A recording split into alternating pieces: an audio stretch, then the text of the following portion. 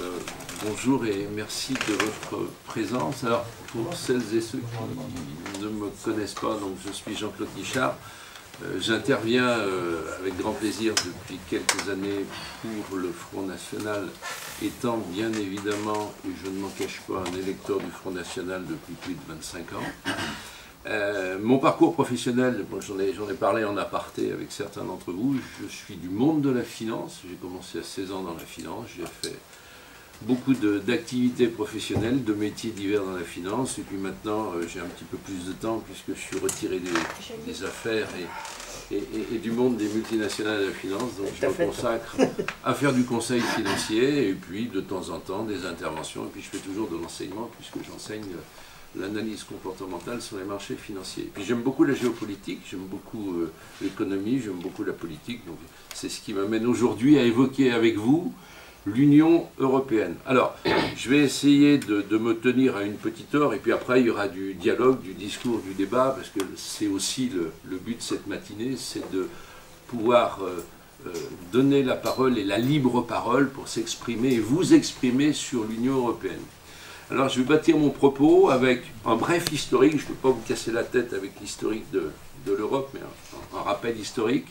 Ensuite, bien sûr, je vais faire le bilan de l'Union européenne, bilan essentiellement depuis Maastricht, on verra pourquoi, bilan de l'Union européenne jusqu'à nos jours. Alors un bilan qui va porter sur l'économie, c'est ce qui nous touche, c'est ce qui vous touche, qui va porter sur le deuxième poste, à mon avis important, qui est complètement occulté par l'Union européenne, c'est-à-dire la natalité, la démographie, qui va porter un bilan sur l'immigration, on aura des choses à dire, qui va porter sur la partie sécuritaire et défense de l'Union européenne, un autre bilan qui sera sur l'ouverture aux autres pays, les pays des Balkans, la Turquie, et puis un bilan par rapport aux défis qui s'offrent à l'Union européenne et s'offrent à l'Europe, les grands défis mondiaux. Parmi les grands défis mondiaux, on verra qu'il y a la Chine, la Russie et le Moyen-Orient.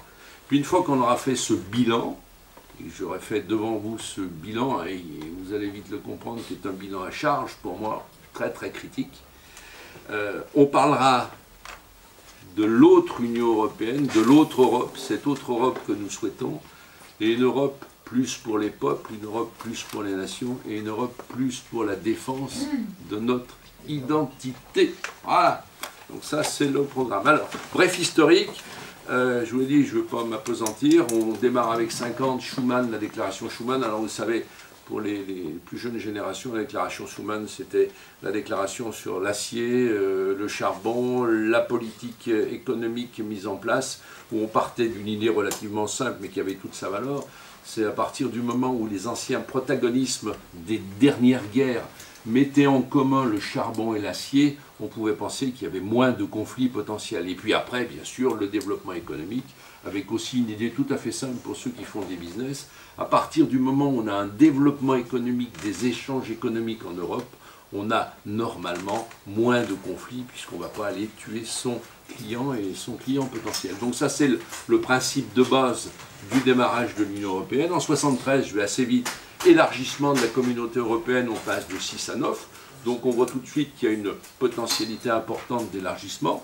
On peut être critique là-dessus, mais c'est ce qui s'est fait. Et puis 92, Maastricht. Alors, je m'arrête un tout petit peu sur Maastricht, parce que pour moi, c'est le point d'achoppement, et c'est la bascule entre une Union européenne qui était commerciale, qui était de bon sens, je dirais, et Maastricht qui devient, on va dire, une entité structurante, une organisation structurante, technocratique, qui petit à petit et au fil des années va peser très fort sur nos vies, sur notre organisation.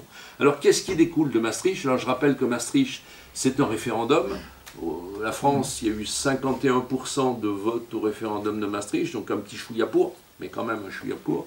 Maastricht, c'est deux grandes décisions.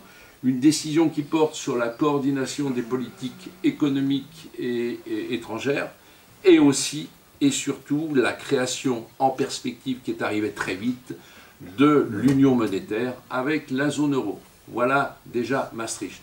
Alors il faut se rappeler aussi, pour nous faire voter oui au référendum, quelles ont été les pressions à l'époque auxquelles nous avons subi, que nous avons subi par rapport à différents médias, Et je vais vous lire simplement deux, trois petites phrases d'un édito du Monde de l'époque, juste à la veille des élections de Maastricht, voir ce que le Monde titrait la veille des élections pour nous faire voter dans le bon sens, pour que les électeurs votent oui.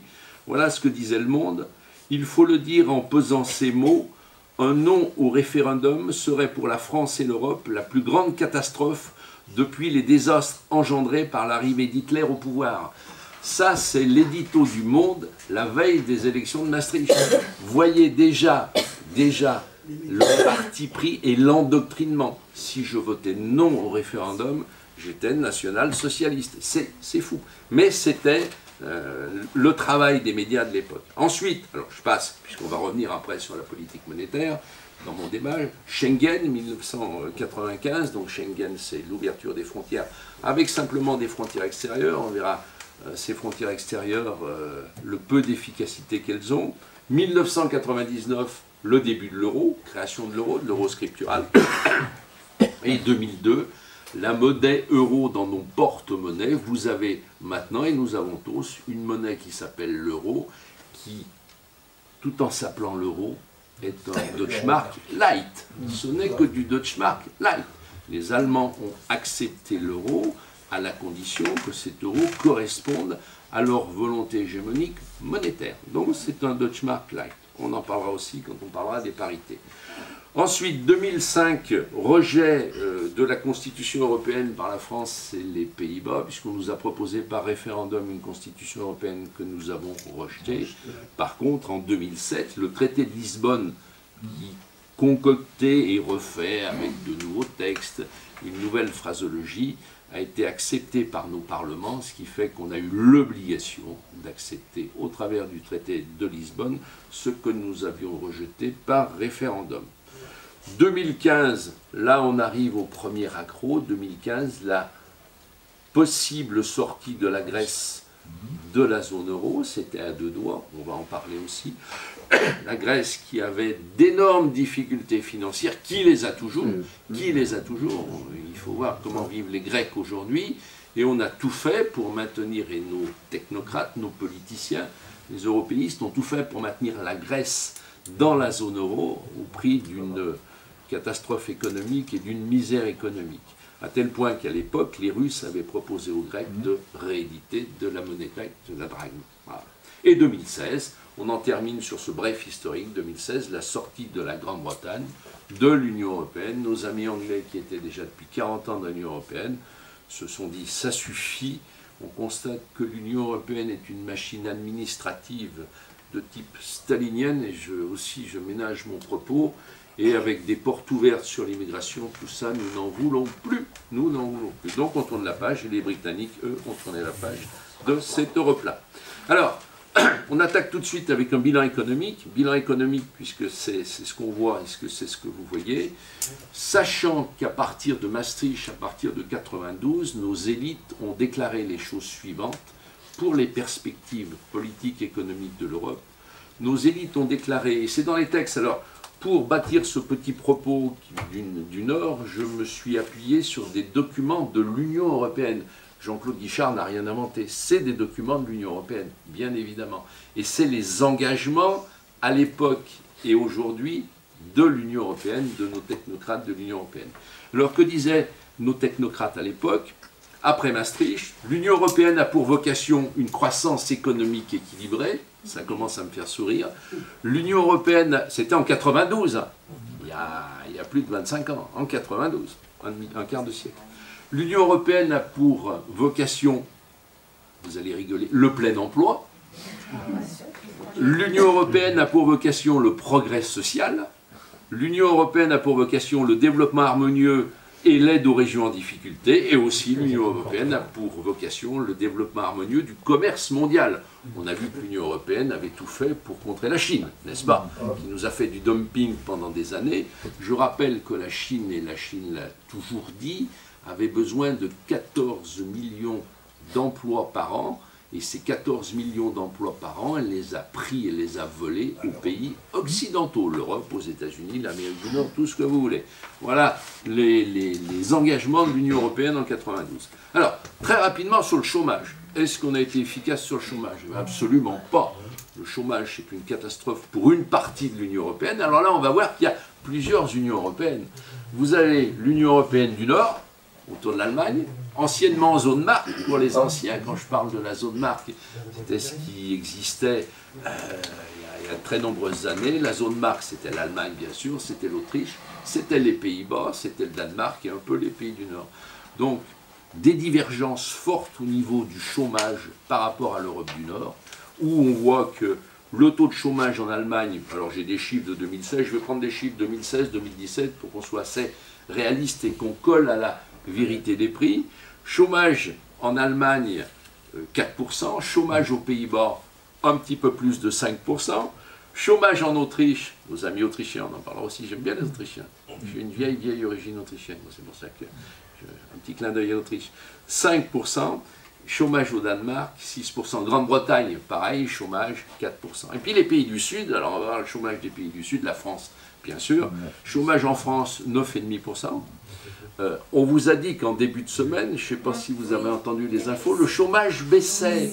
Mais le chômage baisse en catégorie A, mais augmente en catégorie B et C, c'est-à-dire ceux qui travaillent un tout petit peu, mais qui sont toujours au chômage. On a à peu près en France, entre les trois catégories A, B, C, 6 millions de chômeurs, 66 millions d'habitants, 6 millions de chômeurs. Belle réussite économique. Bravo l'Europe. Moi je suis très critique. Au départ, j'étais pas hostile à l'Europe. Je suis d'une génération où j'ai vu grandir l'Europe. Je me suis dit, tiens, pourquoi pas, voyons les faire. Et quand je vois l'efficacité de ces gens-là, je dis non, on arrête tout. Donc, chômage en Allemagne, Pays-Bas, Autriche, Danemark et Grande-Bretagne très bas. Chômage dans les pays du Sud, France 9,5%, Portugal 11%, Italie 12%, Espagne 19%, Grèce 23%. Et ça, c'est la globalité. Je ne vous parle pas du chômage des jeunes générations.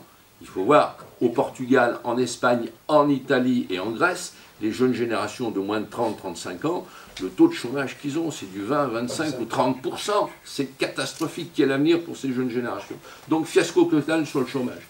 Croissance aussi. Alors, on va peut-être me dire, mais il y a peut-être une meilleure croissance. Pas du tout. La croissance en Europe est pratiquement à l'identique au niveau de chômage. C'est-à-dire que l'Europe du Nord a une croissance relativement forte, structurante. L'Europe du Sud a une faible croissance, même s'il y a eu des à-coups ces dernières années pour des raisons que nous verrons, des raisons d'émigration au Portugal et pour la Grèce identique, mais malgré tout la croissance est beaucoup plus forte en Allemagne, plus de 2% en Allemagne, 3% aux Pays-Bas, 2,6% en Autriche, 2,3% au Danemark, alors que la France a des croissances relativement squelettiques, 1,7, 1,8, 1,9%, pour l'année passée, qui a été une très belle année, et on a bénéficié d'une conjoncture économique exceptionnelle par rapport à la parité au dollar, par rapport au taux d'intérêt, par rapport au prix du pétrole. Je ne vous parle pas de l'Italie, qui est quand même la troisième puissance économique européenne. Alors, petit rappel, première puissance économique européenne, l'Allemagne, en termes de PIB, quatrième puissance mondiale. Deuxième puissance économique européenne, c'est la France ou l'Angleterre, suivant les années, à peu près, on se base sur quelques centaines de millions d'euros ou de dollars. Et puis la troisième puissance économique européenne, c'est l'Italie. Et l'Italie est toujours un marasme économique structurant, puisqu'on n'a que 1,5% de croissance l'année passée en Italie. Autre chose, est-ce que l'euro ne nous pénaliserait pas au niveau de la croissance? Eh bien, bien sûr que si, bien sûr que si. Là, j'ai des chiffres. Je vais vous donner quelques chiffres. Les pays de la zone euro, c'est 19 pays. Ils ont eu, pour 2016, une croissance moyenne de 1,8%. Les pays hors zone euro de l'Union européenne, c'est 9 pays. Et ces pays-là, pour la même année de référence, ont eu une croissance de 3%. Un écart de 1,2% de croissance. Et ça, c'est l'euro. Vous avez deux pays qui sont importants pour la comparaison. La Finlande et de l'autre côté du golfe de Botnie, la Suède. La Finlande a des taux de croissance inférieurs à la Suède d'environ 2% sur un certain nombre d'années.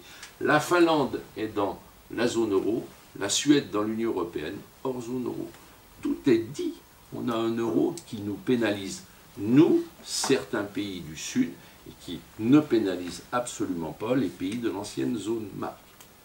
Alors, ceci dit sur la croissance, ceci dit sur le chômage, on va parler au niveau économique, un bref rappel des deux grands pays qui sont on va dire, dominants économiquement. je dirais l'Allemagne et je dirais tout de suite après la France. On est lié par l'euro, la zone euro, un euro qui est aux mains de M. Mario Draghi. M. Mario Draghi, alors tout petit rappel, M. Mario Draghi est un banquier qui a été banquier de Goldman Sachs pour l'Europe entre 2002 et 2005.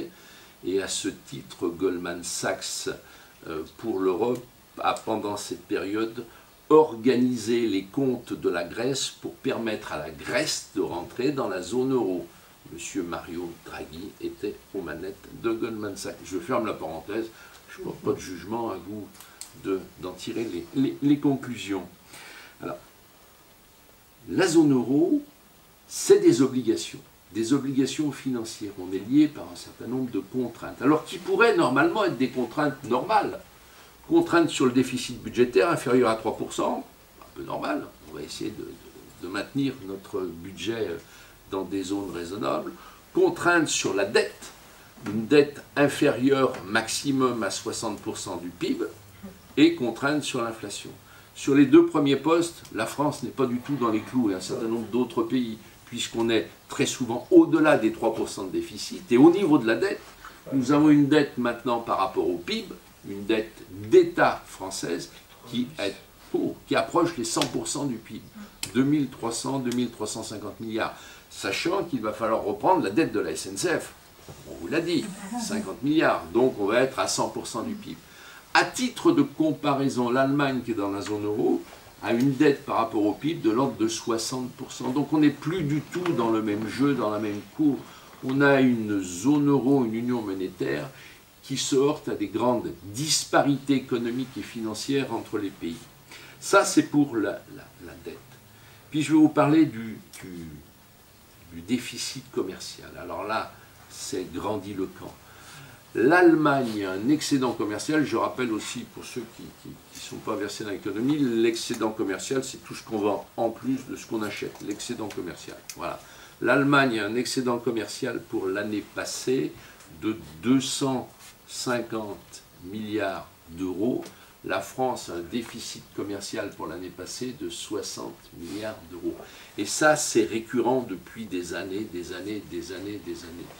L'Allemagne a le deuxième excédent commercial mondial, derrière la Chine. La Chine a un excédent commercial, alors je vous dis en euros, de l'ordre de 400 milliards d'euros. L'Allemagne, 250 milliards. Et nous, un déficit pareil, régulier, d'environ 60 à 62 milliards.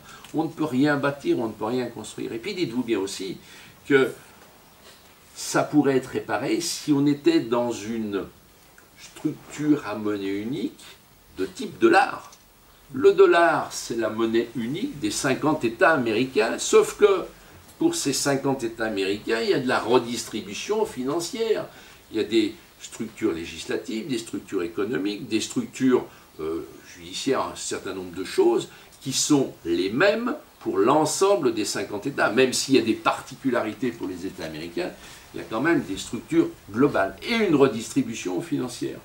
Pour la zone euro, il n'y a strictement rien.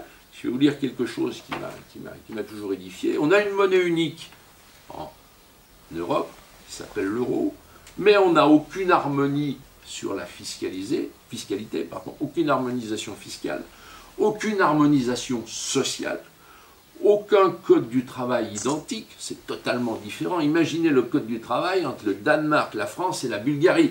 Petite parenthèse, j'ai entendu cette semaine M. Moscovici, commissaire européen, je ne dis pas plus, je peux en dire beaucoup, je vous en dirai en aparté sur M. Moscovici, qui a décidé, et qui aimerait bien, il n'a peut-être pas encore décidé, mais qui aimerait bien l'intégration de la Bulgarie dans la zone euro.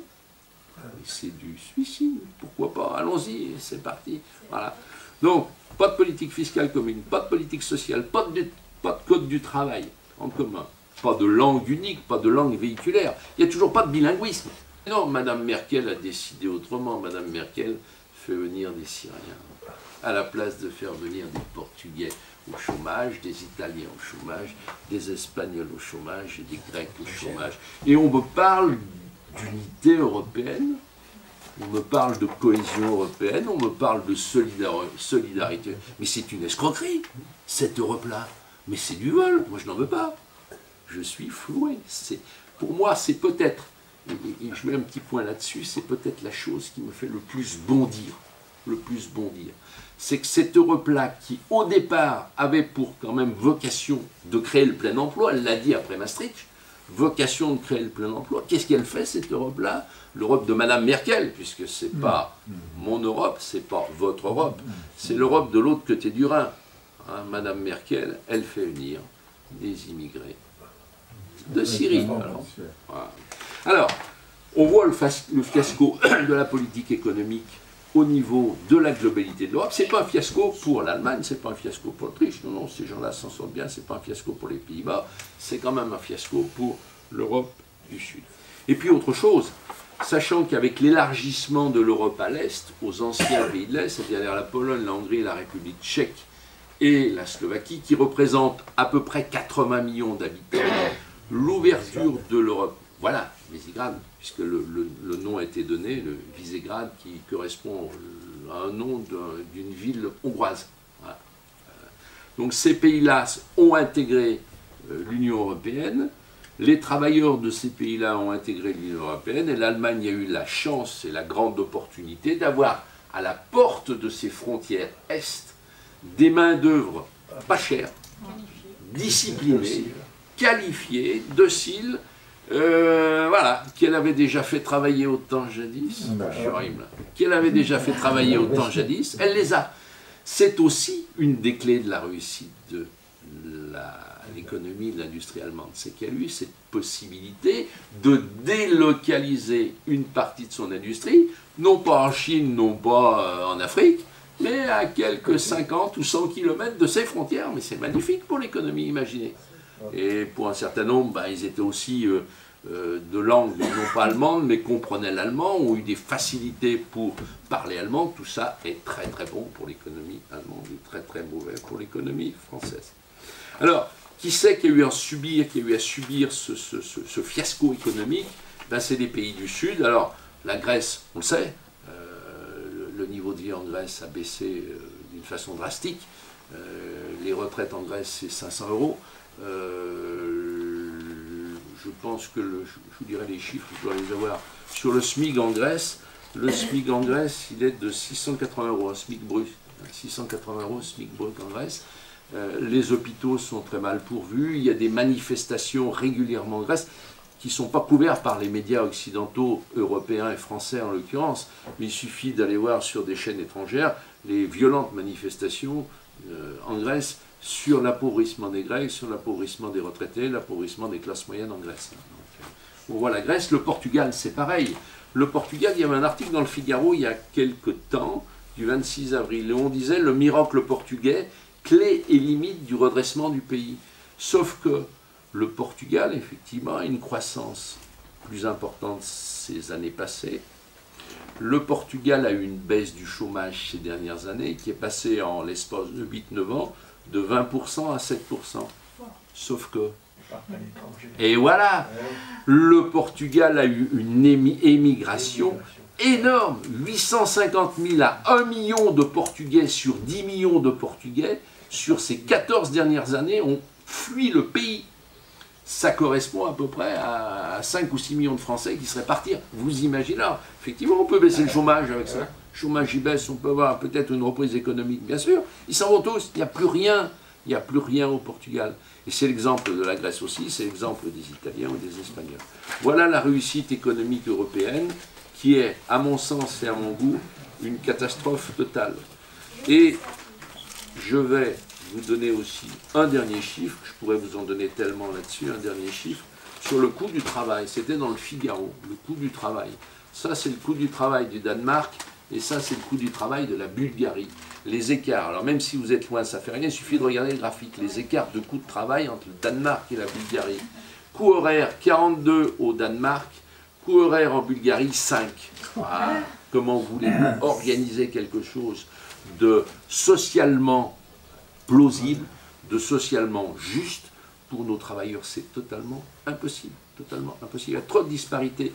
Et on a une Europe qui a grandi à une vitesse pas possible. On n'a pas su intégrer, on n'a pas su prendre le temps. Et puis maintenant, elle est aux mains de technocrates qui bien évidemment ont des objectifs, on pourra en parler à la fin, qui sont loin d'être des objectifs économiques, de croissance et d'équité, et surtout d'équité. Pour l'économie, je pourrais tellement vous en dire sur l'économie, puisque c'est des choses qui sont inépuisables. Je vais vous parler d'un autre poste qui me tient fort au niveau de l'Europe, c'est la natalité, la démographie. Parce que quand on organise une structure économique, un pays, une zone monétaire ou un pays, on se penche en tant que politicien, c'est ce qui me semble être honnête, sur les perspectives de natalité, les perspectives de démographie. Il y a une chose qui est frappante en Europe, c'est que la plupart des dirigeants européens n'ont pas d'enfants. C'est la première fois que nos dirigeants européens n'ont pas d'enfants. Alors je vais vous citer tous ceux qui actuellement sont aux manettes et qui n'ont pas d'enfants. Madame Merkel, pas d'enfants. Madame May, Theresa May, Grande-Bretagne, pas d'enfant. Monsieur Macron, pas d'enfant. Il a un joli chien, mais pas d'enfant. Premier ministre italien, pas d'enfant. Premier ministre suédois, néerlandais, luxembourgeois, irlandais. Et monsieur Jean-Claude Juncker, qui est la grande entité européenne, toujours pas d'enfant. Donc ça veut dire qu'on est dirigé par des gens qui n'ont pas de perspective de suivi dans leur filiation. Et ces gens-là n'ont pas la notion de j'ai des enfants, des petits-enfants à défendre. Celui qui n'a pas d'enfant n'a pas la même notion du futur que celui qui en a après moi le déluge. Voilà par qui nous sommes gouvernés. Et ça, c'est un impact. Ça, c'est un signe de la fin de notre civilisation européenne, de notre civilisation occidentale. J'emploie un mot fort, mais je vais vous le dire, c'est la fin de notre civilisation. Jean-Charles Gave, alors qui connaît Jean-Charles Gave? C'est un économiste qui passe très rarement sur les médias, qui est bien sûr blacklisté. Et Jean-Charles Gave a fait une déclaration ces derniers temps sur un site, j'aime beaucoup écouter ses propos qui sont de grande justesse. L'immense nouvelle des 30 prochaines années sera la disparition des nations et populations européennes dont les ancêtres ont créé le monde moderne. C'est tout, c'est clair, c'est précis. C'est notre disparition. Alors, un chiffre. Et je vais vous dire ce que dit l'Union européenne sur la natalité, sur le déclin et le vieillissement. Vous verrez à quel point ces gens sont irresponsables. Irresponsables. Un chiffre. L'Europe en 1900, c'était 25% de la population mondiale. Aujourd'hui, 2018, l'Europe, c'est moins de 7% de la population mondiale. Ça représente à l'échelle de l'Europe ce que la Suisse et la Belgique réunies représentent pour la population européenne. Vous imaginez le déclin systématique, irrémédiable de la nation européenne. Je ne parle pas de la France, de la nation européenne, moins de 7%. C'est l'Europe des cercueils et c'est plus du tout l'Europe des berceaux. Alors, on aurait pu penser qu'une structure comme l'Union européenne, qui a passé beaucoup d'années avec la PAC à s'occuper de nos agriculteurs, et je ne le critique pas, il était important de structurer l'agriculture et de faire en sorte que nos agriculteurs aient des perspectives et des revenus décents, mais c'est pas tout, c'est pas tout. Il y a la démographie. Alors, que dit l'Union européenne sur la démographie? Je vais vous le dire. Alors, il y a là-dessus, c'est des documents qui sont faits par l'Union européenne à destination des enseignants, à destination de la pédagogie, pour que nos chers enseignants puissent instruire les élèves et les étudiants. C'est très bien fait. Vous allez voir à quel point c'est effrayant.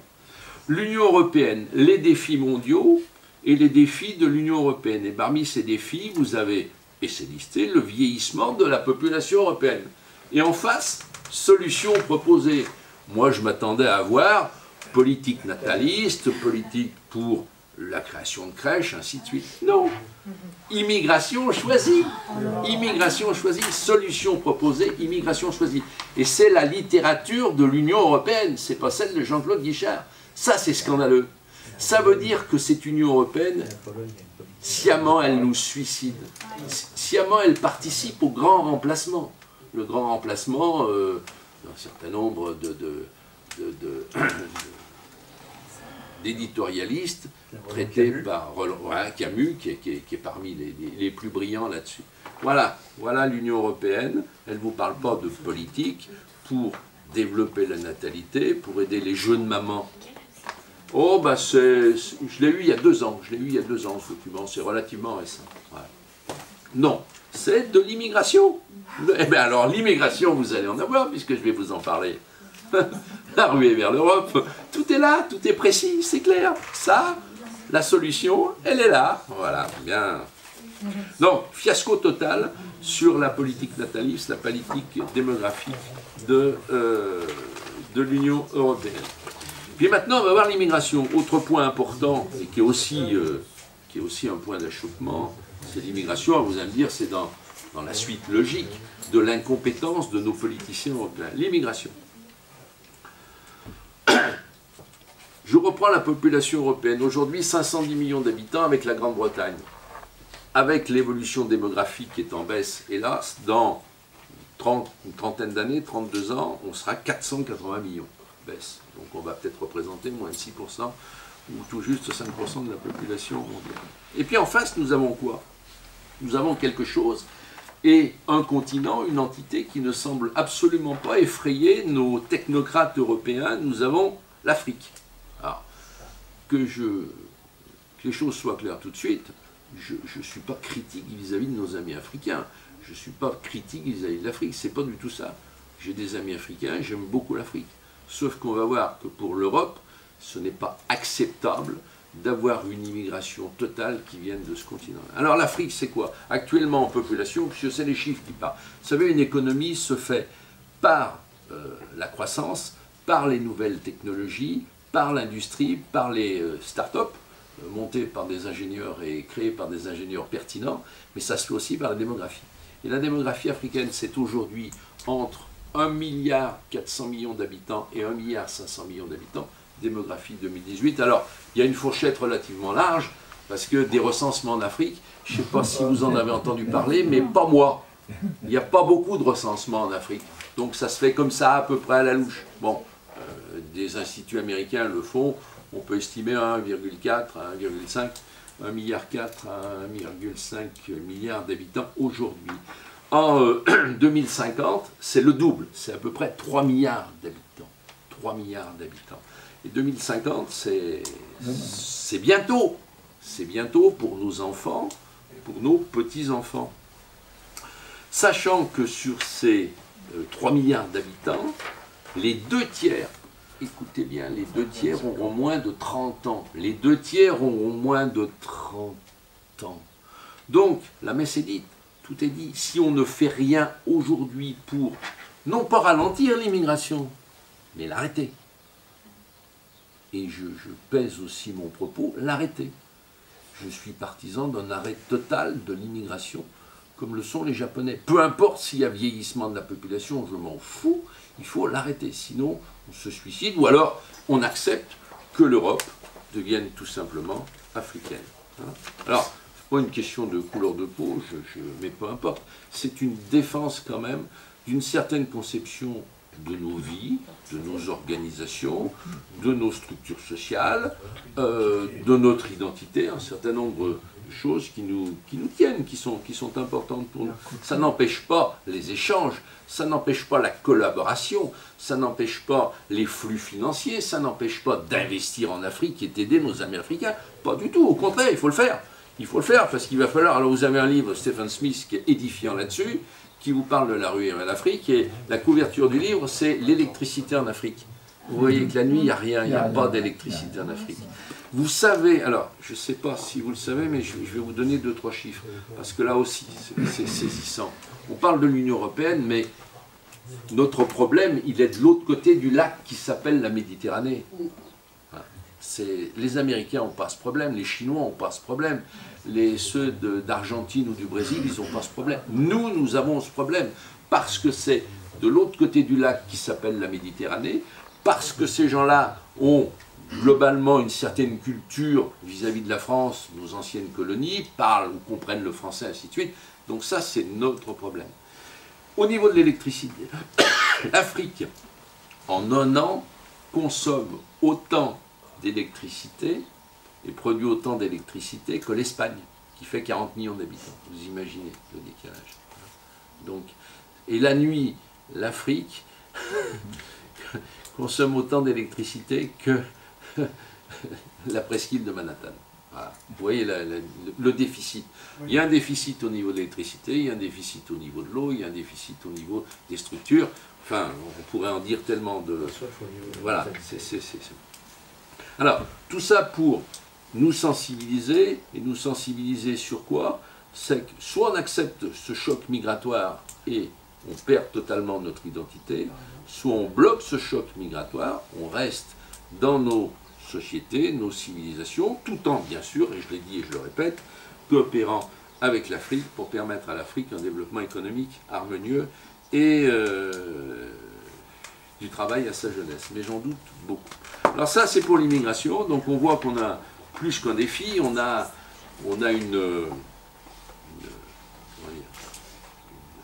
un danger. Alors, j'ai abordé l'idée de l'Afrique et du danger migratoire africain. Alors maintenant, c'est dit, c'est acté. Avant, on n'en parlait pas. Vous avez un certain nombre d'ouvrages qui font référence. Le dernier, c'est celui-là, La ruée vers l'Europe. Alors, Stephen Smith, c'est un journaliste intellectuel anglo-saxon de gauche. Il a travaillé au Monde, il a travaillé à Libération, il n'est pas du tout du Front National. Et qu'est-ce qu'il dit, lui? Il dit que c'est inéluctable. Il dit que ça va arriver, il dit que c'est clair. On va en avoir quelques centaines de millions qui vont être en Europe au fil de ces années. Vous avez Christopher Caldwell, je vous en ai déjà parlé, une révolution sous nos yeux. C'est un Américain qui vous parle de la même chose à propos de l'islam. Alors pourquoi l'islam? Parce que nous, au niveau de la France, on a en face de nous les pays du Maghreb. Les pays du Maghreb, c'est aujourd'hui 90 millions d'habitants. Dans les années 2050, ça sera pratiquement 180-200 millions d'habitants. Vous avez la bande sahélienne entre la Mauritanie et l'Érythrée. Vous savez où nous avons actuellement des troupes. On a 2000 ou 3000 soldats français qui, pour un certain nombre, se font tuer là-bas pour contrer les djihadistes. Là, c'est aujourd'hui 135 à 140 millions d'habitants. Dans 30 ans, ça sera 300-350 millions d'habitants. La natalité est énorme, c'est 6, 7, 8 femmes, 6, 7, 8 enfants par femme, pardon, c'est en face de nous. Et c'est un monde arabo-musulman, c'est pas un monde chrétien, je veux dire, c'est des musulmans, puisqu'on voit les financements de l'Arabie Saoudite. Donc ça, pour nous et pour l'Europe, c'est un défi qui n'est absolument pas pris en compte par nos dirigeants européens, mais qui s'en foutent totalement. Ils sont avec Schengen pour l'ouverture des frontières, pour l'immigration. On a vu Mme Merkel ce qu'elle nous faisait récemment. Alors, je vous passe aussi beaucoup de choses. Je vous passe du protocole de Doha, je vous passe de la problématique culturelle et intellectuelle des pays arabo-musulmans, sachant que dans ces pays-là, on ne produit rien. Donc nous intégrons et nous allons intégrer, continuer d'intégrer une immigration qui, dans son pays, est incapable de produire. Citez-moi des marques d'électroménagers, d'automobiles, de médicaments qui sont fabriqués dans les pays arabo-musulmans. Les pays arabo-musulmans, je tiens à vous le dire, c'est 1,6 milliard d'habitants. Ces gens ne fabriquent rien. Citez-moi des marques fabriquées par la Corée du Sud, vous en avez plein. La Corée du Sud, c'est 50 millions d'habitants. Donc vous voyez la différence. Je ne suis pas critique vis-à-vis de l'immigration. Je dis pourquoi pas l'immigration, mais pas celle-là. Si on m'avait dit une immigration asiatique en son temps, indo-chinoise en son temps à la place d'une immigration africaine, j'aurais dit oui, bien sûr. Parce que là aussi, les chiffres parlent d'eux-mêmes. L'intégration des deuxième ou troisième générations d'Asiatiques par rapport à nos amis africains, elle est beaucoup plus forte et beaucoup plus prégnante que ce qu'on peut constater aujourd'hui avec ceux d'au-delà de la Méditerranée. Alors les chiffres... Et puis un dernier quand même, je vais vous le donner parce que j'aime bien les chiffres. Vous savez que toutes les années on publie des brevets. Il y a des brevets qui sont enregistrés, à l'OMPI, c'est-à-dire l'Organisation mondiale de la propriété industrielle. Et c'est là où on mesure le niveau d'intelligence d'un pays, le niveau économique et scientifique d'un pays. Il n'y a pas que ça, mais ça c'est important. Sur une année de référence, il y a 2 ans ou 3 ans, la Chine a fait enregistrer 730 000 brevets. Les États-Unis, plus de 500 000. Le Japon, 473 000. La Corée du Sud, 223 000. L'Allemagne, 184 000. La France, 71 000. Israël, 7,5 millions d'habitants, 12 000. Et l'intégralité des pays de la Ligue arabe. Alors la Ligue arabe, c'est 21 pays qui regroupent globalement 380 millions d'habitants. Donc la Ligue arabe, avec ses 380 millions d'habitants, a fait enregistrer 4800 brevets. Donc vous voyez la différence. Israël, 7,5 millions d'habitants, 12 000 brevets. La Ligue arabe, 380 millions d'habitants, 4800 brevets. Ça veut dire que ces gens-là ont des niveaux techniques d'instruction qui sont à des années-lumière du monde occidental. Alors je ne dis pas qu'il ne faut pas les aider, mais les aider chez eux. Voilà. C'est pas de l'égoïsme. Jean-Claude ne fait pas un égoïsme vis-à-vis de ces d'ostracisme vis-à-vis de ces pays-là. Non, il faut les aider, mais chez eux. On ne peut pas intégrer des gens qui vont pousser notre croissance par le bas et vers le bas. Alors, voilà pour l'immigration. On pourrait tellement en dire sur l'immigration, on pourra en débattre tout à l'heure. Maintenant, on va parler de la sécurité et de la défense. Le fiasco européen sur la sécurité et sur la défense. Alors, sur la défense, il y a une chose aussi qui me fait bondir. La première économie, c'est l'économie allemande. Elle a un budget de la défense par rapport à son PIB de 1,1%. Alors que la France, qui a des grosses difficultés, qui est fortement endettée, a un budget de la défense qui représente 2,2% de son PIB. Et en milliards de dollars, 56 milliards pour la France et 41 milliards pour l'Allemagne.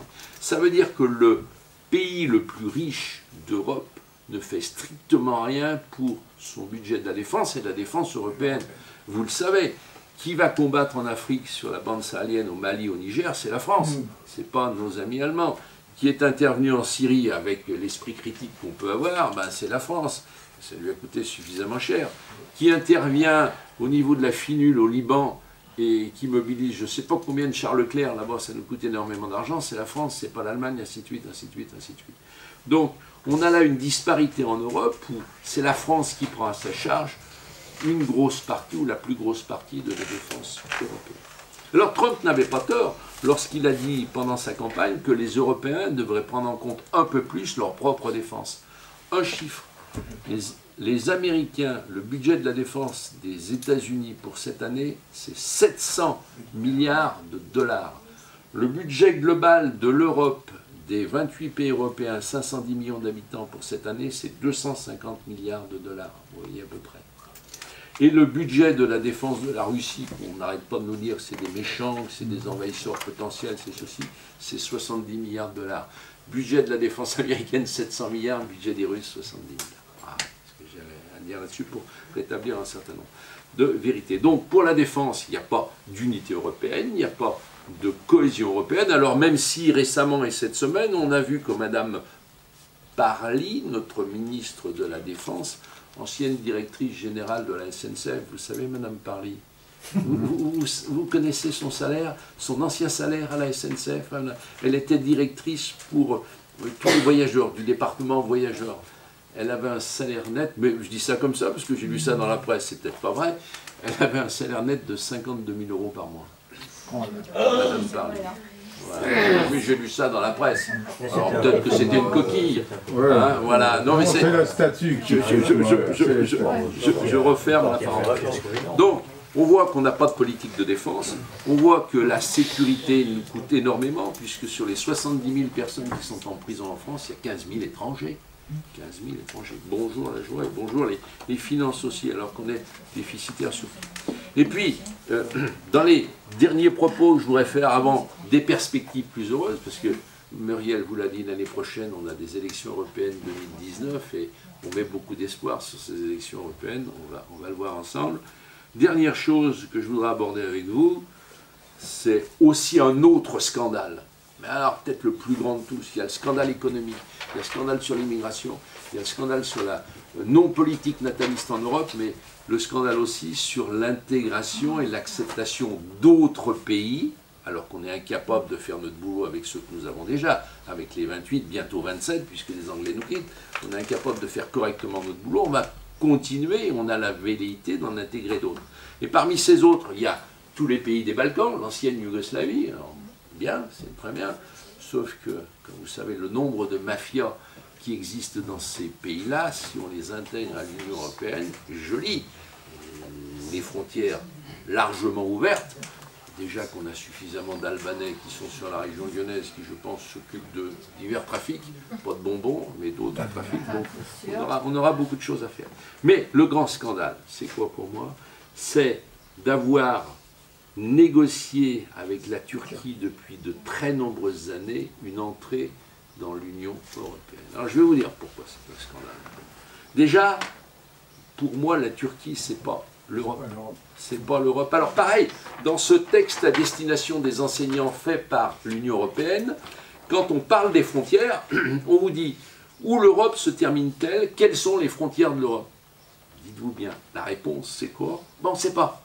On vous dit l'Europe est ce qu'elle veut bien être et ce que les autres acceptent qu'elle soit. Donc on ne sait pas, on ne définit pas sur ce texte-là les frontières de l'Europe. Oh, c'est bien, ça peut aller jusqu'où l'Europe? On y va, tranquille. Non, pour moi l'Europe, c'est une évidence, c'est ce que disait De Gaulle, c'est de l'Atlantique à l'Oural. Donc si c'est de l'Atlantique à l'Oural, il faudra peut-être penser à intégrer nos amis russes, au lieu de les jeter dans les bras des Chinois, ce qui est une stupidité géopolitique mais complète. Et puis ça va jusqu'à la Méditerranée, mais le bassin méditerranéen de notre côté, ça se termine devant un public et que vous dites je parle du génocide arménien, je sais qu'il y a eu un génocide, vous risquez plusieurs années de prison. Belle démocratie. Donc ça, c'est déjà ça. Un pays qui ne reconnaît pas son génocide. Un pays, alors là, qui occupe militairement un autre pays de l'Union européenne. Vous savez lequel? Chypre. Chypre. La Turquie occupe militairement 37% de Chypre, qui fait partie de l'Union européenne. On veut négocier l'entrée de la Turquie avec un pays qui occupe militairement un autre pays. Mais où va-t-on? Dans quelle Europe sommes-nous? Une Europe de lâcheté, une Europe de compromission? C'est un scandale. Alors, je peux revenir sur l'affaire chypriote qui monte à 1974. Il y a eu un prétexte de l'occupation militaire turque. C'était quoi? C'est qu'à l'époque, il y avait eu un coup d'État en Grèce. Les colonels avaient pris le pouvoir et les Turcs pensaient que les colonels allaient fomenter un coup d'État à Chypre, qui était une entité avec le Makarios à l'époque. Donc ils ont occupé militairement Chypre pour anticiper un possible coup d'État qui ne s'est jamais passé. Ils ne sont jamais repartis. Ils ne sont jamais repartis. À l'époque de 1974 de l'occupation militaire turque à Chypre, sur Chypre, la population des Grecs, c'était 80%, 85%, la population des Turcs, c'était 15%. Et depuis, le gouvernement turc et les gouvernements turcs successifs ont repeuplé Chypre, ce qui fait que maintenant, on est pratiquement à 50-50. C'est bien, beau pays, la Turquie, très très bien. Alors, on pourrait dire tellement de choses là-dessus.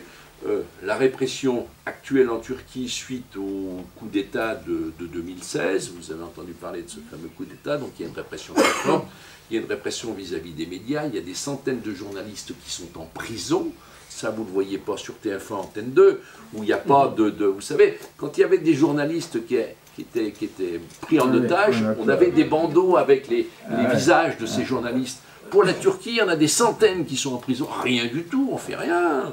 On fait rien. Il y a 170 rédactions de journaux et de médias qui ont été fermées en l'espace d'1 an et demi. Et on négocie avec ces gens-là. Bonjour. Et puis alors, le double jeu turc sur la Syrie, vous avez dû le constater. Au début, Erdogan voulait renverser Bachar el-Assad, donc soutenait les islamistes, soutenait plus ou moins Daesh, puisqu'on s'est aperçu qu'il recyclait le pétrole de Daesh. Maintenant, ils se sont mis avec les Russes et donc ils essayent de jouer un autre jeu tout en massacrant les Kurdes qui ont été notre premier allié pour lutter contre Daesh. On a réussi à vaincre Daesh, pas parce que les soldats allemands ont été se battre, pas du tout. C'est parce que les Kurdes ont payé de leur vie pour réussir à repousser Daesh de Mossoul et de Raqqa. C'est grâce aux Kurdes. Alors, c'est grâce aux Kurdes. Comment? Les Russes aussi. Oui, les Russes aussi, mais je veux dire, je suis bien d'accord, mais je parle des... Voilà. Et donc, ces gens-là, ces Kurdes qui ont combattu au sol, sont maintenant attaqués par les Turcs qui veulent prendre le contrôle. Avec le soutien des Américains. Le soutien des Américains. Voilà. Donc, voyez à peu près la problématique de la Turquie. Et plus le chantage des immigrés qui Alors, sont à la frontière. C'est bien. Les Turcs ont des camps de réfugiés syriens, il y a à peu près 2 ou 3 millions, et en contrepartie de les maintenir dans ces camps près de la frontière, ils ont demandé à l'Europe de verser un peu plus de 3 milliards. 3 milliards d'euros pour qu'on garde ces réfugiés. Donc l'Europe a payé 3 milliards d'euros. Mais c'est pas tout. C'est pas tout. Je vous ai parlé du chômage au Portugal, en Grèce, en Espagne, en Italie et en France, c'est de la problématique. 70% des investissements qui ont été faits en Turquie sur ces 10 dernières années proviennent de l'Union européenne. La BEI, la Banque de l'Union européenne, la Banque d'investissement de l'Union européenne, a versé en prêt 29 milliards d'euros à la Turquie sur ces 6 ou 7 dernières années. Voilà. On investit dans un pays qui n'est pas démocratique, qui n'a pas vocation à rentrer dans l'Union européenne, qui occupe militairement un autre pays de l'Union européenne, au lieu d'investir dans les pays du sud de l'Europe qui auraient bien besoin des investissements allemands, des financements pour permettre des créations d'entreprises. Ah, c'est la belle Europe, c'est pour ça que j'en veux plus de cette Europe. Hein. D'accord ? Alors, l'autre scandale, et je vais finir là-dessus, puisqu'on parlera de géopolitique et on va parler de perspective. Alors, il y a la lâcheté de l'Europe et des documents européens. Alors, je ne peux pas tout vous dire là-dessus, mais il y a tellement de choses qui me font bondir. Alors, bien sûr, il y a dans ce document, à la découverte de l'Europe pour nos jeunes générations, vous avez une page entière de repentance. Une page entière de repentance. Est-ce que les Chinois font de la repentance vis-à-vis du Tibet? Ils s'en foutent. L'esclavage en ce moment. Ah ben bien sûr, mais attendez, je vais quand même vous lire 2 phrases. L'histoire de l'Europe n'est pas seulement une suite de grandes réalisations, puisqu'il faut quand même voir que l'Europe a tout créé. Jusqu'au début du XXe siècle, l'Europe a tout créé. Après, c'est les États-Unis et l'Asie, mais l'Europe a tout créé. L'histoire de l'Europe n'est pas seulement une suite de grandes réalisations dont nous pouvons nous montrer fiers, elle est aussi malheureusement, elle a aussi été malheureusement composée de nombreux événements dont nous devrions avoir honte. Avoir honte, c'est qu'en tant que colons, les Européens ont aussi tué des millions d'indigènes sur d'autres continents, ainsi de suite, ainsi de suite. De la repentance. Mais c'est effrayant tout ça. Effrayant. Je pourrais vous... Alors, là-dessus, je crois que, que tout est dit au niveau de ces documents. Mais si une petite chose par rapport à Chypre. Alors, si j'avais M. Jean-Claude Juncker devant moi, je lui poserais une question et je lui demanderais pourquoi on n'a pas refait les documents. Tout ça, ce sont des cartes éditées par l'Union européenne dans ces documents-là. Quand on voit Chypre, Chypre n'est absolument pas occupée par les Turcs. L'île de Chypre n'est pas occupée par les Turcs. Ça n'existe pas. L'occupation militaire actuelle des Turcs n'existe pas. C'est fou. Et vous avez plein de cartes de l'Union européenne où il n'y a rien. Il n'y a même pas Chypre. Mais ça s'appelle quoi? Du négationnisme et du révisionnisme, tout ça. Et ça, c'est l'Union européenne. Donc, alors, dernière chose, avant d'avoir un petit peu d'espoir, les défis mondiaux. Vous avez des défis mondiaux qui s'offrent à l'Europe et pour lesquels l'Europe n'a aucune politique, aucune perspective, rien du tout. Premier défi, bien sûr, c'est le Moyen-Orient. On est complètement out au Moyen-Orient. C'est les Russes qui organisent le Moyen-Orient, puisque les Américains, c'est un fiasco. Nous, les Européens suivistes, on l'a vu avec l'intervention qu'on a faite, c'est pareil, c'est une catastrophe. On n'a plus aucune voix au Moyen-Orient. Donc, pas de politique européenne au Moyen-Orient. Politique vis-à-vis de la Russie, elle est, à mon sens, désespérante. La Russie, c'est 143 millions d'habitants, 143 millions de consommateurs. Il y a tout à faire en Russie au niveau de l'économie. Parce que l'économie russe, le PIB russe, mes bons amis, équivaut au PIB espagnol. Le même niveau que le PIB espagnol. Il y a tout à faire en Russie. Et c'est à quelques encablures. On aurait pu développer des compétences, des échanges, financer l'industrialisation. Poutine a eu un discours au Bundestag en 2001, je crois. Vous le reprenez sur Internet. Il est sur un site sur Internet, je crois que c'était 2001. Vous tapez « Discours de Poutine au Bundestag ». il fait un discours en allemand, puisqu'il parle Oui, il parfaitement connaît bien l'allemand. l'allemand. Il fait un discours en allemand. Et qu'est-ce qu'il dit pendant son discours? Il dit tout simplement qu'il veut se rapprocher de l'Europe. Il dit tout simplement, en 2001, et qu'est-ce qu'on en a fait de ce discours? Rien. On l'a traité comme un paria, on s'en est foutu. Alors que c'était, et il était sincère, beaucoup plus jeune à l'époque, on le voit, totalement sincère. Il souhaitait que la Russie se rapproche de l'Europe, une coopération économique. On aurait pu mettre en place une grande coopération économique avec la Russie. Au bénéfice de la Russie, à notre bénéfice. Rien du tout. Regardez dans les écoles le bilinguisme français-russe, il n'existe absolument pas. Est-ce qu'on apprend à nos étudiants le russe? Pas du tout. On va leur apprendre l'arabe, bien sûr. Donc, ça aussi, une catastrophe vis-à-vis de la politique européenne vis-à-vis de la Russie. Et puis, aucune vision par rapport au grand danger qui va menacer le monde, non pas la Corée du Nord et la Corée du Sud, parce que ça c'était un épiphénomène, mais surtout la Chine. La prise de position du nouveau président chinois Xi Jinping est édifiante. Il a dit à ses forces armées, vous devez vous préparer aux guerres futures que vous allez gagner. Il l'a dit il y a 15 jours, 3 semaines, en prenant la parole. Vous devez vous préparer aux guerres futures que vous allez gagner. Le budget militaire de la Chine, il est maintenant à 250 milliards de dollars. Il était à 125 il y a encore quelques années. 250 milliards de dollars. Ils sont en train de construire un deuxième porte-avions. Enfin, il y a un développement énorme. Il y a qu'une semaine se sont déroulées sur le détroit de Taïwan des manœuvres à tir réel de la marine chinoise et de l'aviation chinoise pour impressionner Formose et Taïwan. C'est un risque, une invasion totale de Formose et Taïwan. Le risque, il est là. N'oublions pas que l'Europe, l'Union européenne, M. Jean-Claude Juncker et toute la clique n'ont rien dit lorsque les Chinois ont pris le contrôle des îlots Paracel, des Spratly, en mer de Chine méridionale. Ils se sont accaparés des îlots qui sont revendiqués par les Vietnamiens, par les Philippines, par l'Indonésie, par le Vietnam. Effectivement, ils ont pris le contrôle de ces îlots militairement. Et en prenant le contrôle de ces îlots, ça fait des années qu'ils construisent des infrastructures militaires sur les Paracels au large du Vietnam, sur les Spratly au large des Philippines, alors que la Cour de la Haye leur a donné tort. Tous ces pays ont été revendiqués, parce qu'il y a une Cour internationale sur les droits de la mer, la Cour de la Haye a donné raison à tous les pays, demandant à la Chine d'arrêter l'annexion de ces îlots rocheux. Et quand vous voyez les images satellites maintenant, c'est plus des îlots rocheux, c'est des pistes d'atterrissage, c'est des hangars, c'est des porte-avions qui ont été... Donc la Chine s'accapare la mer de Chine méridionale. C'est comme si, et à titre aussi de comparaison, comme si un pays du bassin méditerranéen s'accaparait la Méditerranée. C'est à peu près pareil. S'accapare la Chine. Donc ça, c'est une menace. Et vis-à-vis de cette menace, que fait l'Europe? Rien. Et puis autre chose, n'oublions pas que nous avons la Nouvelle-Calédonie. On va laisser. Elle est encore française. Bon,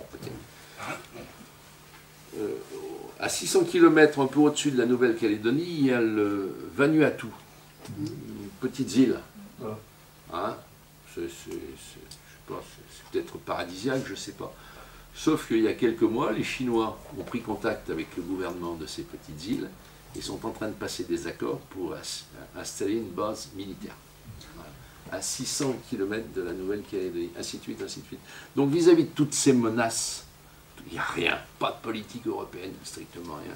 C'est un fiasco total. Et puis je vais terminer sur une chose, avant un peu d'espoir, parce qu'il faut quand même qu'on ait un peu d'espoir. Je ne sais pas si vous êtes au courant, mais il y a quelques années, l'Union européenne est intervenue militairement en Afrique pour faire cesser des massacres, des viols, des exactions en République démocratique du Congo, RDC, qu'on appelait avant le Zaïre. Le Zaïre, la République démocratique du Congo, c'est 90 millions d'habitants, et depuis pratiquement 50 ans, c'est des massacres. Tout le monde se massacre. Pour des raisons économiques, pour des raisons d'ethnie, enfin, bon, plein de choses. L'Europe, l'Union européenne est intervenue militairement en 2003. Alors, bien sûr, qui c'est qui est intervenu militairement? Il y a eu à peu près 2500 à 3000 soldats. 80% des troupes, c'était des Français. Pas des Allemands, nos amis allemands, on les a pas bien vus, on les voit pas beaucoup, c'est loin. On est intervenu pour rétablir la paix, rétablir l'ordre dans une région qui s'appelle Bunia. Bunia, c'est une grande ville qui est proche des grands lacs. Vous avez tous les grands lacs, le lac Calvaire, le lac Victoria. et proche de ces grands lacs, une métropole qui fait 400 000 à 500 000 habitants, aussi grande pratiquement que Lyon. Donc on est intervenu militairement pour faire cesser les massacres, pour faire cesser les exactions, les viols, enfin, c'est ignoble tout ce qui s'y passe. Mais ça continue. Ça n'a servi strictement à rien. Et on ne vous en parle absolument pas sur les grandes chaînes françaises, européennes. Il faut aller sur les chaînes anglo-saxonnes. Il y a encore 15 jours, 3 semaines, sur pas mal de chaînes anglo-saxonnes, on vous montrait Bounia et tous les massacres qui se passent actuellement à Bounia. Donc les interventions européennes n'ont rien servi, n'ont servi à rien, puisqu'il n'y a pas de pérennité. On est intervenu au coup par coup, puis après on est parti. Nous, bien sûr, mais pas les Allemands. Et aujourd'hui, c'est toujours le même chaos. Pour vous dire qu'on a une politique étrangère qui est totalement incohérente, soit on intervient dans la durée, on essaye de faire quelque chose pour faire stopper ces massacres, soit on n'intervient absolument pas. Donc j'en termine là-dessus pour le bilan négatif. Bilan négatif. Si une petite chose avant notre espoir, parce qu'il y a de l'espoir quand même, il y a beaucoup d'espoir dans les prochaines élections. J'ai pris ça, parce qu'on a visité le Parlement européen à Strasbourg. Alors je l'avais feuilleté comme ça rapidement, mais je n'avais pas lu certaines choses. Alors là aussi, je vais vous dire quelque chose. Il y a une perle. La perle, c'est la perle du président du Parlement européen, qui s'appelle M. Antonio Tajani. C'est un Italien qui était, je pense, en son temps, du parti de Berlusconi. Alors, qu'est-ce qu'il dit, ce président?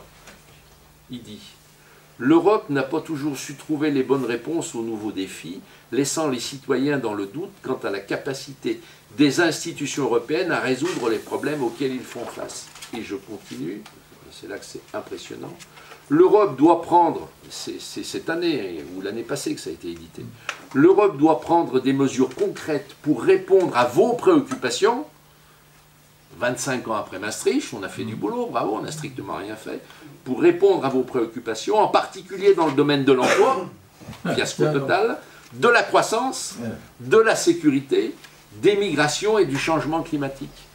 C'est un aveu d'échec. Et l'aveu d'échec, c'est toujours pas Jean-Claude Guichard qui vous le dit, c'est ce monsieur qui est un type absolument brillant, président de l'Union européenne, du Parlement européen, Antonio Tajani. Aveu d'échec dans son édito. Je me suis dit, mais c'est pas possible, ils le reconnaissent. 25 ans de fiasco total. Donc c'est pourquoi l'année prochaine, en 2019, on va avoir de l'espoir, j'espère bien, dans ces nouvelles élections. Il faut tout refaire. C'est-à-dire, cette Europe-là, elle est à repenser totalement. Reprendre une Europe qui ne soit plus du tout une Europe technocratique, mais une Europe des nations. Arrêter l'immigration, remettre en place des frontières nationales, augmenter les frontières Schengen tout en mettant en place des frontières nationales pour stopper cette immigration, réorienter les investissements à l'intérieur de l'Europe, travailler certainement au niveau de l'emploi, du bilinguisme, pour que nos jeunes générations qui ont des problèmes de chômage puissent trouver de l'emploi, pourquoi pas en Allemagne. Il y a un espoir là-dessus, c'est que les pays de l'Est, qui s'appellent les pays du Visegrad, ancienne ville de Hongrie, ces pays de l'Est ont un renouveau démocratique et ont pris position pour un arrêt de l'immigration, que ce soit la Pologne, la Hongrie, la République tchèque, la Slovaquie et récemment l'Autriche, puisque vous l'avez vu en Autriche, il y a un gouvernement de coalition entre la droite et ce que nous appelons l'extrême droite, qui n'est pas l'extrême droite, des gens qui sont pour la défense de l'entité autrichienne. Donc c'est un très bon signe. Un très bon signe. Très bon signe en Italie, avec les élections italiennes récentes, qui ont porté au pouvoir, enfin non pas au pouvoir, mais en potentialité de prendre le pouvoir, il va falloir aussi organiser une coalition, des groupements politiques qui sont beaucoup plus nationalistes, qui veulent défendre l'entité européenne. Donc vous les verrez, pour ceux qui descendent à Nice, vous les verrez pour le 1er mai. Tout ça, c'est des choses très positives, mais c'est tout à revoir. On doit revoir l'économie européenne, on doit arrêter l'intégration européenne. Les Balkans viendront par la suite. Je ne suis pas hostile non plus, mais on ne va pas s'amuser à intégrer des pays qui sont dans des situations mafieuses ou quasi mafieuses. Les Balkans, l'Albanie, on a déjà suffisamment d'Albanais parmi nous. Donc on va déjà faire en sorte de consolider les nations européennes avant de penser à autre chose. Donc c'est tout à repenser. Repenser par rapport à ces pays d'Europe de l'Est qui ont des velléités, j'allais dire plus identitaires, mais plus européennes, dans le sens où nous portons l'Europe, nous, l'Europe des nations, l'Europe des peuples, prendre contact avec ces pays-là et construire quelque chose. Et si l'Allemagne ne veut pas, eh ben l'Allemagne restera comme elle est, même si on a quand même des politiques en Allemagne et des politiciens en Allemagne, je pense à l'Alternative für Deutschland, qui ont réussi à mettre au Parlement européen, au Bundestag, 92 députés sur, je crois, 700 en tout. Donc c'est une jolie performance dans un pays qui a des grosses difficultés à voter, malgré tout, pour des gens qui sont à droite de l'échiquier. Voilà, l'AfD. Donc on a des situations pour l'année prochaine qui nous donnent un peu d'espoir, mais c'est le dernier espoir.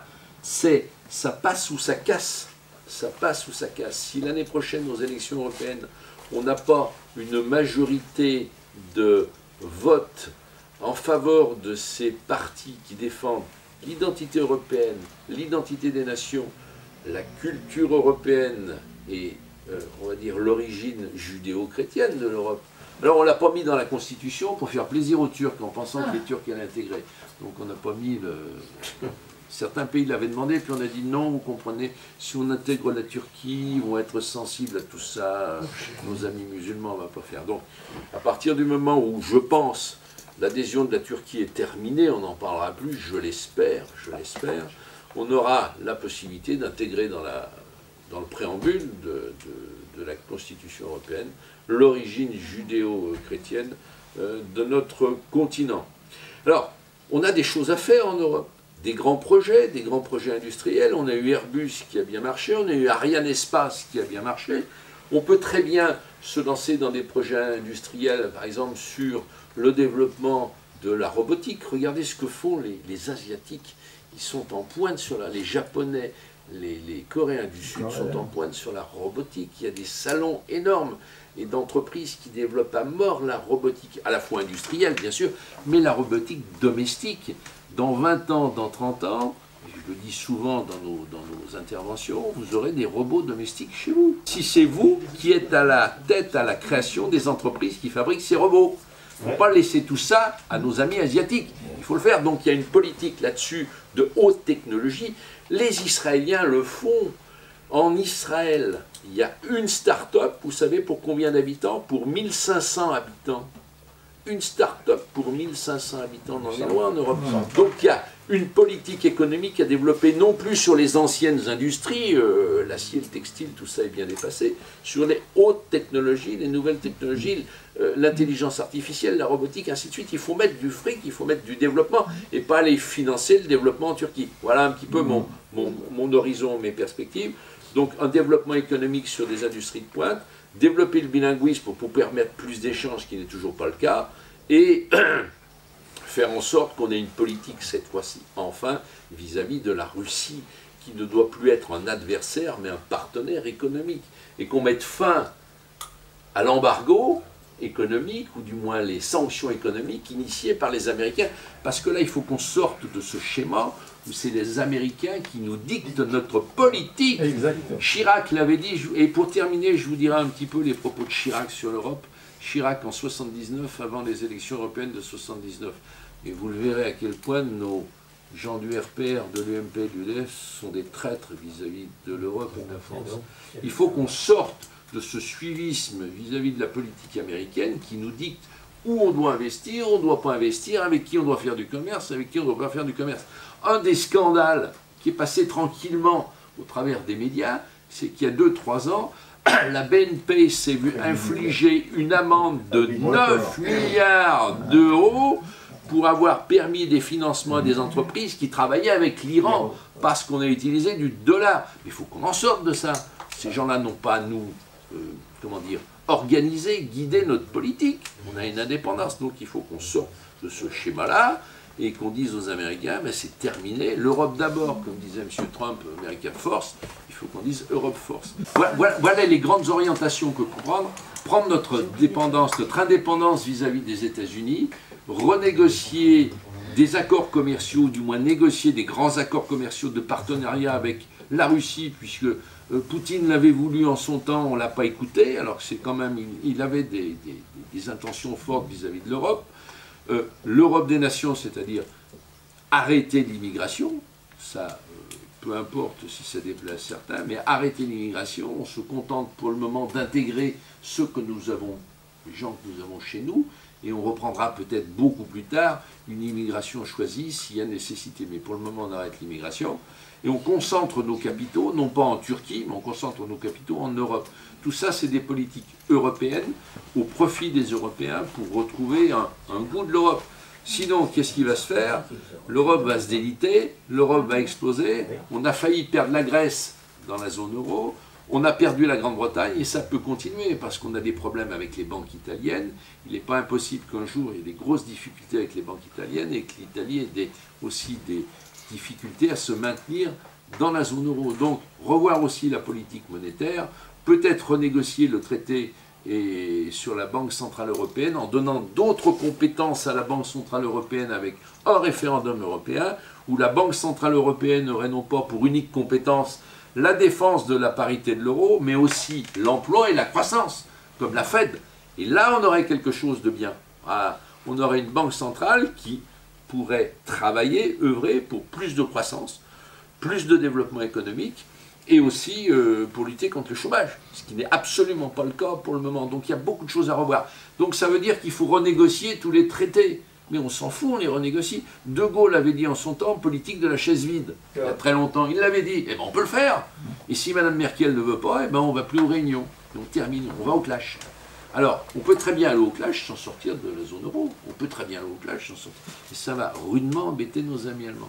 Il faut renégocier tout ça. Ça veut dire que tout cela et ces belles dispositions que je viens d'évoquer avec vous avant qu'on se lance dans un petit débat ensemble, ces belles dispositions ne sont possibles que si l'année prochaine, en 2019, les partis qui sont plus nationalistes, le Front National, des partis en Autriche, des partis en Italie, ainsi de suite, ont des voix substantielles. Alors, la chance, c'est que c'est à la proportionnelle. Bon, à la proportionnelle. J'espère qu'en France, bon, le Front National aura suffisamment de voix à la proportionnelle l'année prochaine pour pouvoir influer, parce que c'est vrai que sur les 751 députés européens, il n'y en a pas beaucoup qui sont, on va dire, proches du Front National, pour le moment. Alors il y en a d'autres qui se situent dans d'autres partis politiques européens, de droite.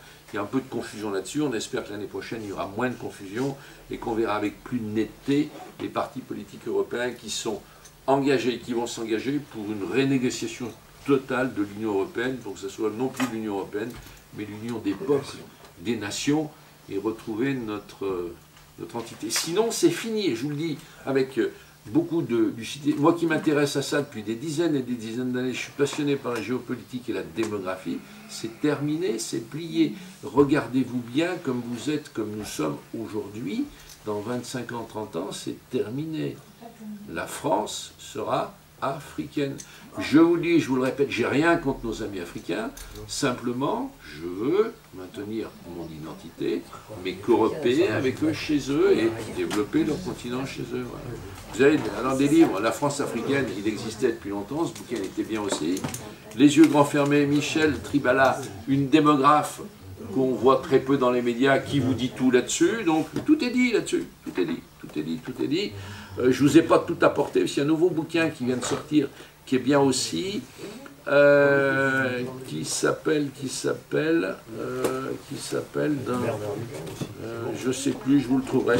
Ah, c'est Douglas Murray. Alors, c'est souvent les anglo-saxons, les journalistes universitaires anglo-saxons qui osent écrire des ouvrages sur les perspectives démographiques européennes, l'islam en face de l'Europe, et la problématique africaine. Et Douglas Murray, il a sorti un bouquin qui s'appelle « L'étrange suicide de l'Europe ». Pareil, il vous parle de ce qui va nous arriver, de ce qui va m'arriver, de ce qui va nous arriver dans 20 ans, 25 ans, 30 ans. Tout est dit. On n'a pas à être surpris. On n'a pas à être surpris. Ça arrive tranquillement, doucement. Ça arrive tranquillement, doucement. Donc vous pouvez maintenant prévenir les gens de votre entourage, de vos familles, en leur disant « Regarde bien comme tu es, c'est terminé. » Voilà, c'est ça. Alors, on va... Je vais conclure. Alors, je vais conclure par les paroles de Jacques Chirac. Alors, il y a des choses, il y a quand même des choses qui sont édifiantes. Ça fait 25 ans que je vote pour Jean-Marie Le Pen, malgré beaucoup d'écarts, malgré beaucoup de choses qui m'ont déçu dans ses propos, mais je vote Front National depuis 25 ans pour une raison unique, contrer l'immigration qui nous arrive. J'ai toujours considéré que les hommes de droite en France étaient des traîtres. Je pèse mes mots, des traîtres, des collabos, que ce soit le RPR, l'UDF et tous les autres. La gauche, je ne critique pas, ils ont leur politique immigrationniste, ils sont tous pour l'immigration, que ce soit Hollande, que ce soit Mélenchon, tous les autres, ils veulent de l'immigration. On se souvient de Mélenchon qui avait dit à nos amis algériens, rentrez, rentrez, rentrez. Même Macron l'a dit récemment, il a été leur dire, je vais vous donner des Chirac en 79, en mai 79, avant les élections européennes. En parlant de l'Europe, il disait « Cette Europe de l'impuissance, ouverte comme une passoire à toutes les crises du monde. Cette Europe non européenne, cette Europe dominée par les intérêts germano-américains, cette Europe du chômage importé, cette Europe mollusque et sans dessein véritable, où les sociétés multinationales dictent leurs lois aux États, où la France se serait engluée comme dans un marécage, cette Europe-là, nous ne l'accepterons jamais. » Ça, il l'a dit en mai 79, avant les élections européennes. Vous pouvez aller sur Internet, vous voyez son meeting. Il le disait. Qu'est-ce qu'ils ont fait, ces gens-là? Qu'est-ce qu'ils ont fait? Rien, tout le contraire. Ce sont des traîtres. J'avais vu Chirac pour des élections à Lille, il y a un meeting, et puis j'avais un collègue, j'étais en déplacement à l'époque, il y a très nombreuses années, et j'avais été au meeting de Chirac et j'avais pu discuter avec son entourage. Et c'est là que je me suis aperçu, en discutant avec l'entourage de Chirac, que ces gens-là avaient double langage. Ce sont des traîtres. Mais j'ai bon espoir pour 2019, j'ai bon espoir, il y a quand même un sursaut. Il semblerait que dans les sondages, Macron ait déçu suffisamment pour que le Front National, on ne sait pas qui sera tête de liste l'année prochaine, on ne sait pas qui sera tête de liste, mais pour que le Front National puisse réaliser un beau score, et j'espère le premier score à la proportionnelle en France, et qu'à l'identique en Autriche, en Italie, dans les autres pays, les partis qui nous sont proches, qui sont des gens et des femmes fort sympathiques, tout à fait bien pour l'Europe que nous voulons, puissent réaliser les meilleurs scores possibles, et qu'enfin on puisse renégocier en Europe pratiquement l'intégralité de l'Union européenne et qu'on en finisse avec ça. Voilà, mon pays.